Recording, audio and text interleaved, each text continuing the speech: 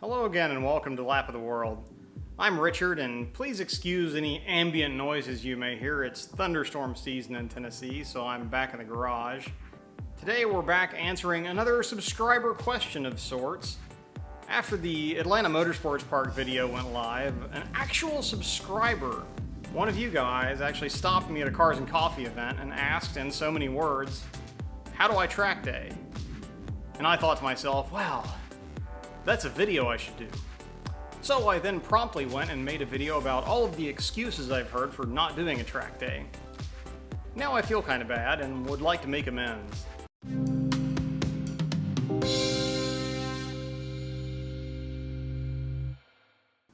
Now I know this video is going to be preaching to the choir to some extent. However, I would feel negligent in my promotion of the hobby if I didn't give my own take on how to get started. I definitely did some of my own track day learning the hard way, and my hope is that this video can help some of you avoid my mistakes. I'll be breaking it down into 3 segments. First, finding a track event or organization that's right for you. Second, getting you and your car ready for the track. And third, packing. What to take with you and what to leave at home for your first couple of events.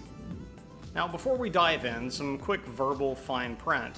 What I'm about to describe here should be taken as a bare minimum approach in most cases, and particularly with respect to safety gear, you should seek out the best solutions that you can responsibly afford, or at least understand the risks if you choose not to take those measures.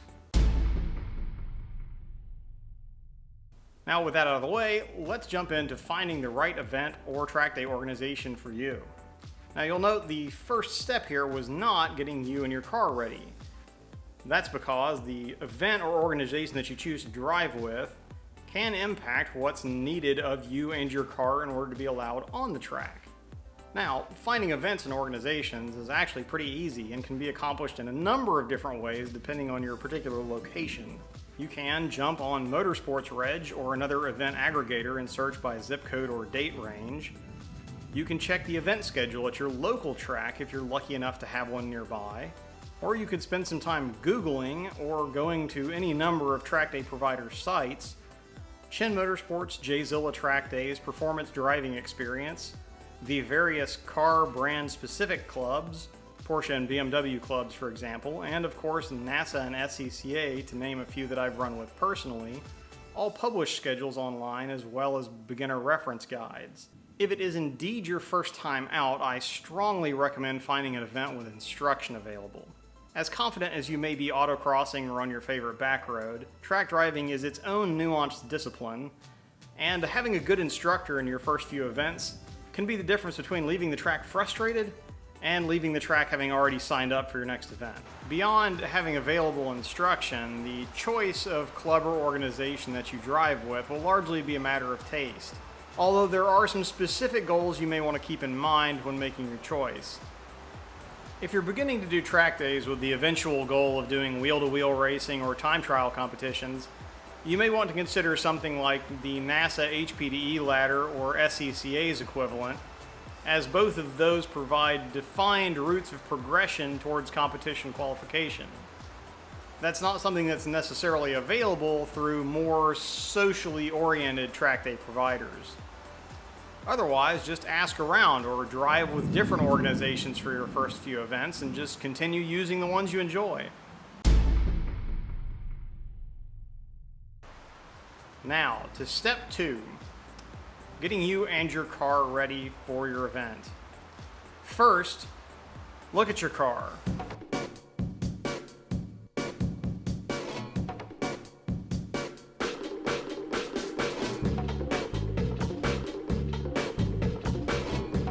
Now, answer the following questions. Does it leak anything? Does it smoke? Does it burn oil? Does it run hot even in normal use? Have you ever changed the brake pads or fluid? Are the coolant hoses older than you are? Are the tires more than 5 years old? Are the tires bald or corded? Is it a truck or SUV? Is it a convertible with no roll bar? If you answered yes to one or more of those questions, you may have some maintenance to take care of, or you may want to do some additional research on permissible vehicles before you plop any money down on an event.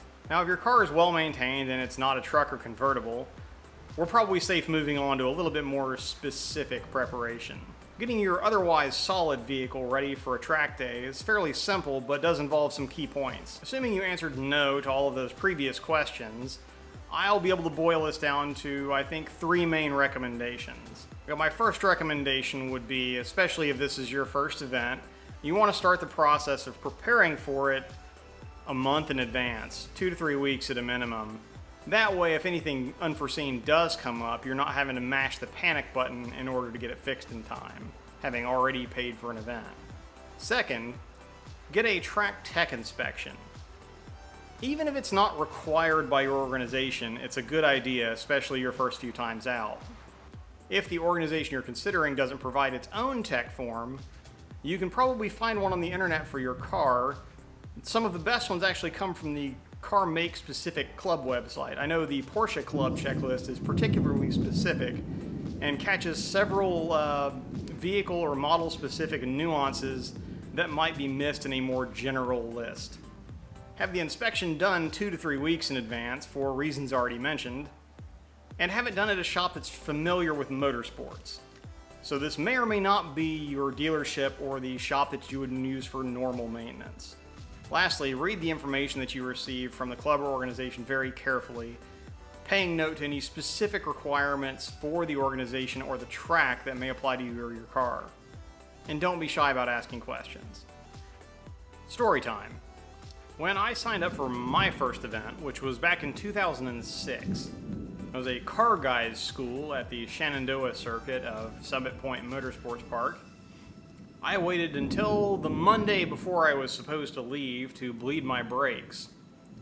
So then, inevitably, when I got my tech inspection done 3 days before I was supposed to depart, the technicians discovered that my master cylinder was failing. In the act of bleeding my brakes, I inadvertently ruined the seals on the brake master cylinder by moving the plunger outside of its normal range of motion and into a whole bunch of debris that had accumulated over the years from having not been flushed or bled very frequently. As a result, I ended up spending more than the cost of the event itself on a last-minute repair done at a shop, rather than being able to do it myself in my own time. Lesson learned. And speaking of which, that segues nicely into my third recommendation, which is to check your brakes. Even over and above what you might do in a normal track tech inspection, because the results of brake fade or brake failure on a track range from mild buzzkill to abject terror. Especially if it's your first weekend, you really don't want flaky brakes getting in the way of your fun and learning. I talked a little bit about brakes in a previous video, but in short, inspecting your rotors, running good brake fluid, and using appropriate track-oriented pads, along with a thorough bleeding of the system, will go a long way to ensuring a trouble-free weekend. Now, along with prepping your car, you're going to want to pay a little bit of attention to the nut behind the wheel, making sure you have the appropriate driver safety gear for the type of event you want to run. The most obvious and universally mandatory item will be an appropriately rated helmet. Without getting into the history or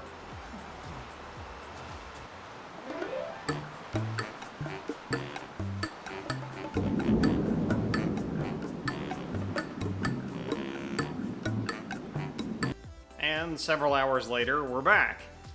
With power restored, we can pick up where we left off there. Sorry, these things happen. Anyway, as I was saying, the most obvious and universally mandatory item is going to be a helmet of some type.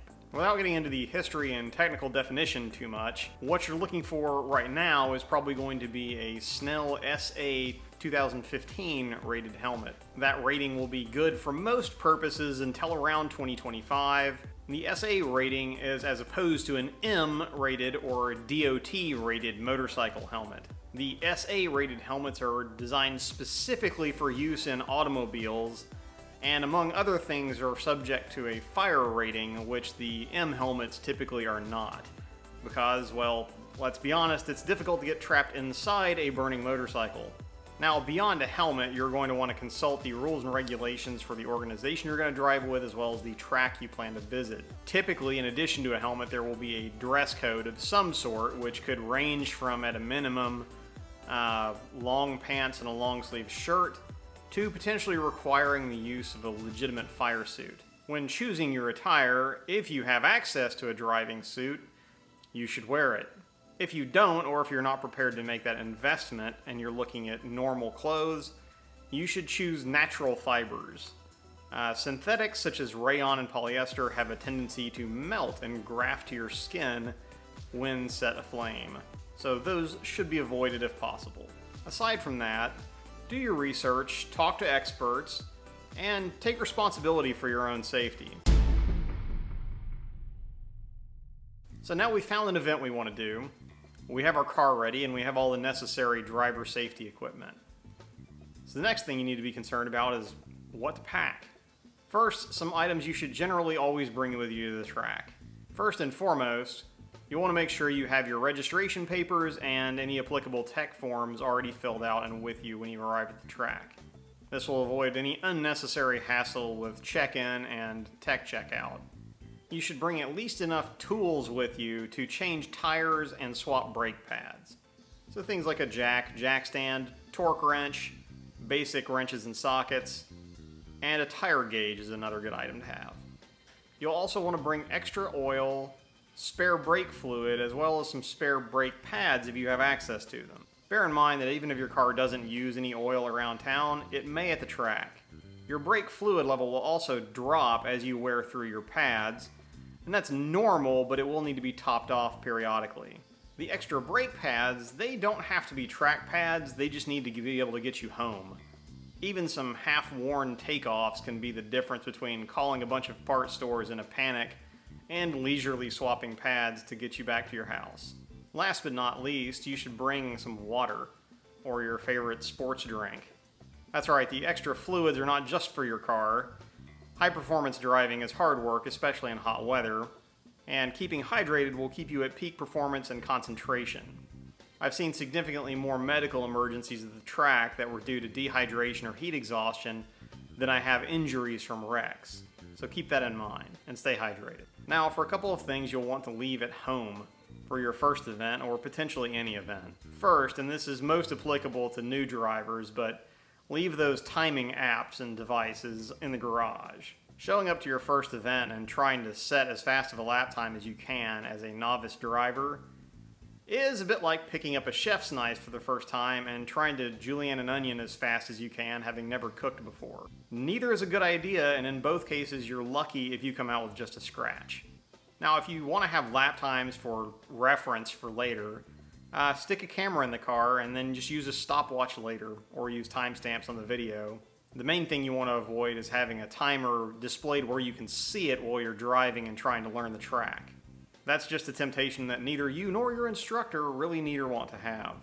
Second thing I would stay away from as a new driver would be R-compound tires. Unless you're jumping in the deep end and doing your learning on a legitimate race car, it's really best to do your first few events on street tires.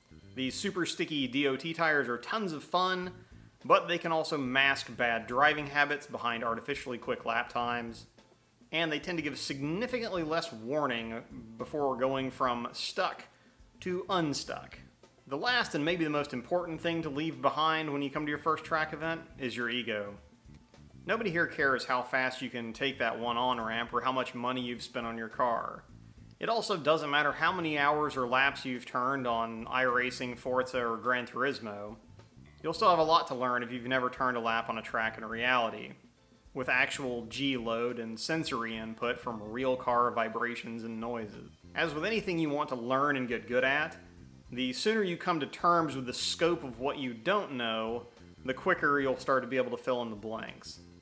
So listen to your instructors, relax, take notes, and stay humble. So there you have it. That's my one video, bare bones, how do I track day summary. Beyond those points that I've made, it's really just a matter of showing up, having fun, and then figuring out how you're going to fund your new addiction. And having said that, I'm going to go get back to planning my own next event, so I'll see you guys in the next video, if not at the track.